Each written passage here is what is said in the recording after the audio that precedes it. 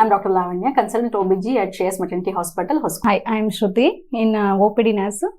Working in 10 to 11 years in Shreyas Hospital. Ma'am in general OPD ಅಲ್ಲಿ ಎಲ್ಲ pregnant patient ಕೇಳೋ questions approximate weight gain ಎಷ್ಟಿರ್ಬೇಕು in ಪ್ರೆಗ್ನೆನ್ಸಿಯಲ್ಲಿ ಅಂತ ಕೇಳ್ತಾರೆ. So weight gain is a very important part.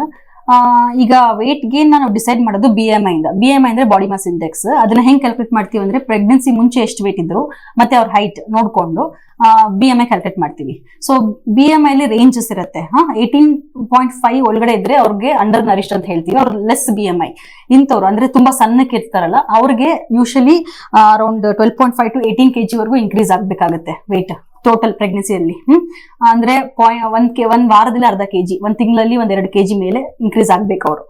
ಅದೇ pregnancy ಅದೇ ಅವ್ರ ವೆಯ್ಟ್ ನಾರ್ಮಲ್ ದಪ್ಪಕ್ಕಿರೋರು, ನಾರ್ಮಲ್ ಆಗಿ ಇರೋರು ಅಂದ್ರೆ BMI 18.5 to 24.5 ಅಂತ ಹೇಳ್ತೀವಿ.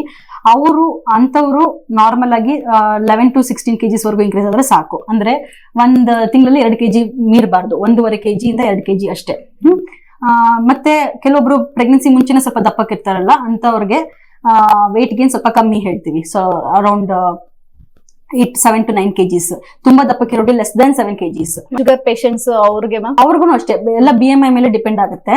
ಸೊ ತುಂಬಾ ಒಬೆಸಿಟಿ ಇರೋರಿಗೆ ಯೂಶಲಿ ಲೆಸ್ ದನ್ 7 kgs ಅಂದ್ರೆ ಒಂದ್ ತಿಂಗಳಲ್ಲಿ 1 kg ಮ್ಯಾಕ್ಸಿಮಮ್ ಇನ್ಕ್ರೀಸ್ ಆಗ್ಬೇಕು. ಕೆಲವೊಂದು ಮೂಢನಂಬಿಕೆಗಳು ಇದೆ ಅಂದ್ರೆ ಆಹಾರದ ಇದ್ರಲ್ಲಿ. ಸೊ ಅದನ್ನ ಎಷ್ಟು ಮಟ್ಟಿಗೆ ಜನ ಇದು ಸರಿನಾ ಇದು ತಪ್ಪಾ ಅನ್ನೋದ್ರ ಬಗ್ಗೆ ನಾವಿಬ್ರು ಮಾತಾಡೋಣ ಮ್ಯಾಮ್.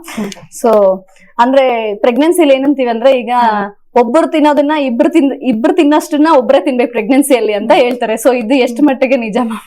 ಇಲ್ಲ, ಅದು ತಪ್ಪು. ಆಕ್ಚುಲಿ ಇಬ್ರು ತಿನ್ನಷ್ಟು ಒಬ್ರೆ ತಿನ್ಬಾರ್ದು. ನಾನು ಹೇಳ್ದಂಗೆ ವೆಯ್ಟ್ ಗೇನ್ ಅನ್ನೋದು ಲಿಮಿಟ್ ಅಲ್ಲಿ ಇರುತ್ತೆ, BMI ಮೇಲೆ ಡಿಪೆಂಡ್ ಆಗುತ್ತೆ.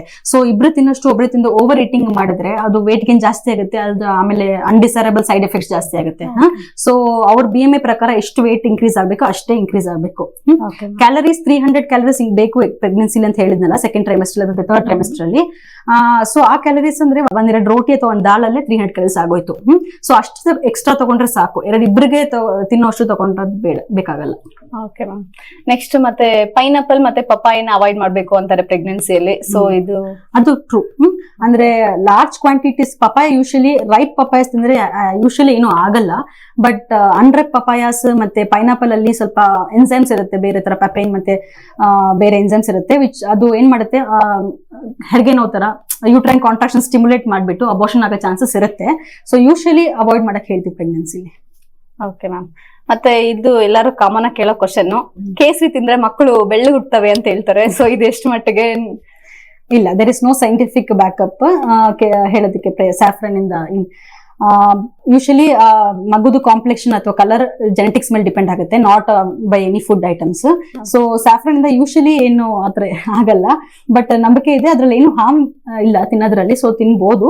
ಬಟ್ ಯೂಶಲಿ ನಾವೇನ್ ಹೇಳ್ತೀವಿ, ಸಮ್ 3rd month ಆದ್ಮೇಲೆ 4th month 5th ಪದಾರ್ಥ ಆದ್ರೂ ಪರವಾಗಿಲ್ಲ ತಗೊಳ್ಳಿ. ಸ್ವಲ್ಪ ಜಿಂಜರ್, ಲೆಮನ್ ಟೀ ಇವೆಲ್ಲ ಸ್ವಲ್ಪ ಕಮ್ಮಿ ಮಾಡುತ್ತೆ ನಾಸೆ ವಾಮಿಟಿಂಗ್. ಅದು ಸ್ವಲ್ಪ ಅವ್ರಿಗೆ ಸೇರಿದ್ರೆ ಅದು ತಗೊಂಡ್ರೆ ಯೂಶಲಿ ಸಿಂಪ್ಟಮ್ಸ್ ಕಮ್ಮಿ ಆಗುತ್ತೆ. ಮತ್ತೆ ನಾವು ಸ್ವಲ್ಪ ಟ್ಯಾಬ್ಲೆಟ್ಸ್ ಕೊಡ್ತೀವಿ, ಡಾಕ್ಸಿನೇಟ್ ಅಂತ ಕೊಡ್ತೀವಿ, ಮತ್ತೆ ಆಂಡನ್ಸೆಟ್ರಾನ್ ಇವೆಲ್ಲ ಟ್ಯಾಬ್ಲೆಟ್ಸ್ ಕೊಡ್ತೀವಿ. ಅವು ಸೇಫ್ ಇನ್ ಪ್ರೆಗ್ನೆನ್ಸಿ.